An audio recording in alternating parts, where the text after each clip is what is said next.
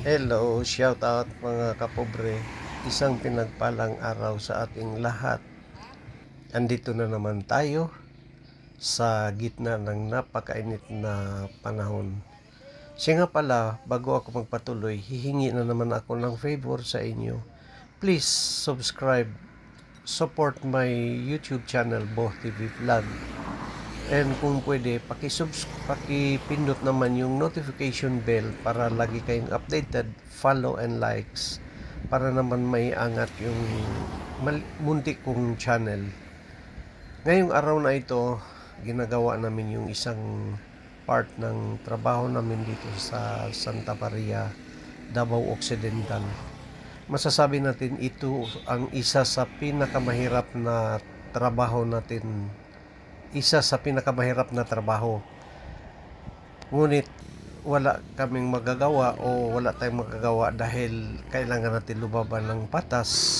Huwag tayo gagawa ng masama para hindi tayo maging masama sa mata ng tao. Huwag natin gayahin ang mga ginagawa nitong ating mga politiko ngayon na wala nang ginawa kundi ang magnakaw at ubusin ang budget ng ating bayan. Siya nga pala, yan si Master Victor Escalania. Siya ang aming foreman.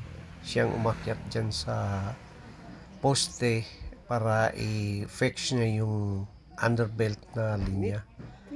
At ako naman ay dito lang sa baba dahil alam niyo ako'y isang senior na, so nahihirapan na rin ako kung aakyat pa ako dyan sa poste, lalo pa kung tulad nito na panahon, napakainit.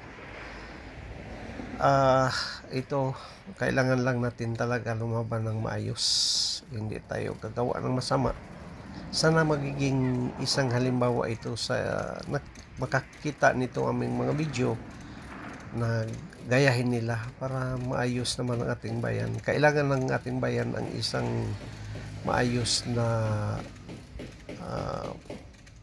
pamayanan dahil lublob na tayo sa kahirapan. Sana maiahon natin ang ating bayan, pinakamamahal na Pilipinas. Ayan, inaakyat na namin yung transformer para fix na rin dyan para sa madaling panahon ay ma-energize na at mabigyan na ng kuryente yung isang charcoal plant dyan.